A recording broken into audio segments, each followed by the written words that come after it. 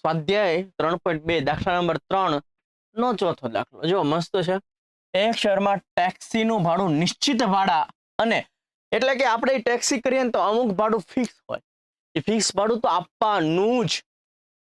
આપણે એ ટેક્સી કરીએ એટલે એ ટેક્સી વાળાને ફિક્સ ભાડું તો આપવાનું જ.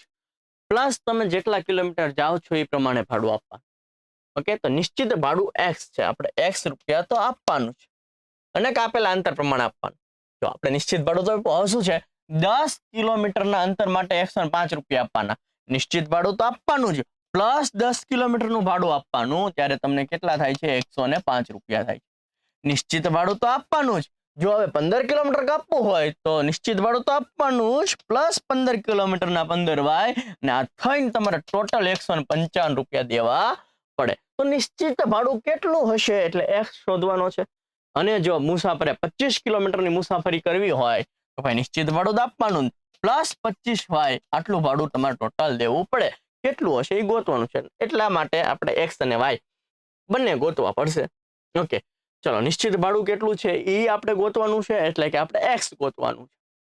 બીજું એવું પૂછ્યું છે 25 કિલોમીટરની મુસાફરી કરવા માટે કેટલું ભાડું આપવું પડે? તો x વત્તા 25y આપવું પડે એટલે y એ ગોતવો પડશે. અને x ને y ની કિંમત એમાં મૂકી દેશો એટલે જવાબ આવી જશે. ચાલ, આને આપી દો સમીકરણ નંબર 1, આને આપી દો સમીકરણ નંબર 2. સમીકરણ 1 માંથી જો હું x બરાબર લખું તો 105 આમ નામ વત્તા 10y પેલી સાઈડ જશે એટલે ઓછા 10y. સમીકરણ નંબર 3 શેમાંથી બન્યું? 1 માંથી. મૂકવાનું શેમાં? 2 માં. x દેખાય ત્યાં મૂકી દો. અહીંયા મૂકી દો 105 વત્તા 15y. સોરી હાલ અહીંયા x દેખાય ત્યાં મૂકવાનું છે. અહીંયા x દેખાણો ને ત્યાં મૂકી દો. 105 ઓછા 10y મૂકી દીધું. આ વત્તા 15y આમ નામ બરાબર 155 પણ આમ નામ. હવે આ 105 ને આમ જવા દો. જોજો 15y ઓછા 10y એટલે કેટલા થશે? 5y. અહીંયા 155 આ 105 આ સાઈડ જશે તો ઓછા 105. ઓકે, તો આવું જવાબ મળ્યો. 5y બરાબર 155 માંથી 105 જાય એટલે 50. 5 દાન 50 એટલે y મળી ગયું 10. y કેટલું મળ્યું? 10.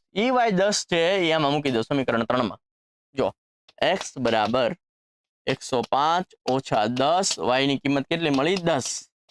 105 10 10 100. 105 માંથી 100 જાય તો 5. તો આપણે ટેક્સી બુક કરાવો ને એટલે 5 રૂપિયા દઈ જ દેવાનું. ટેક્સી બુક કરાવો એટલે 5 રૂપિયા તો દઈ જ દેવાનું. 1 કિલોમીટરના બીજા 10 રૂપિયા છે. 2 કિલોમીટર હાલો તો તમારે બીજા 20 દેવાના. 3 કિલોમીટર હાલો તો 30 દેવાના. 40 દેવાના વત્તા 5 તો દેવાના છે. નિશ્ચિત ભાડું 5 રૂપિયા તો દેવાનું જ. માનો કે તમારે 50 કિલોમીટર જવું છે તો 50 ગુણ્યા 10 એટલે 500 રૂપિયા દેવાના વત્તા 5 ટેક્સી બુક કરવાના દેવાના. 505 દેવાના.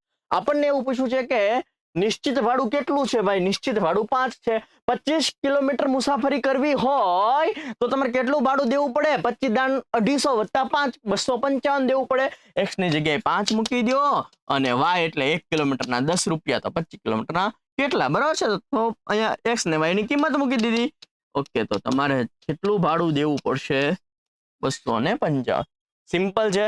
તમને એમ કે 30 કિલોમીટર હોય તો 30 દાન 300 વત્તા 5 નિશ્ચિત ભાડું 305 રૂપિયા દેવાના. ખબર પડી છે? ઈઝી છે, સમજાણું છે. જોઈ લ્યો તો ડન છે. કોઈ ડાઉટ છે? ક્લિયર? ઓકે, મળીએ છીએ નેક્સ્ટ લેક્ચરમાં. ત્યાં સુધી જય હિન્દ, જય ભારત.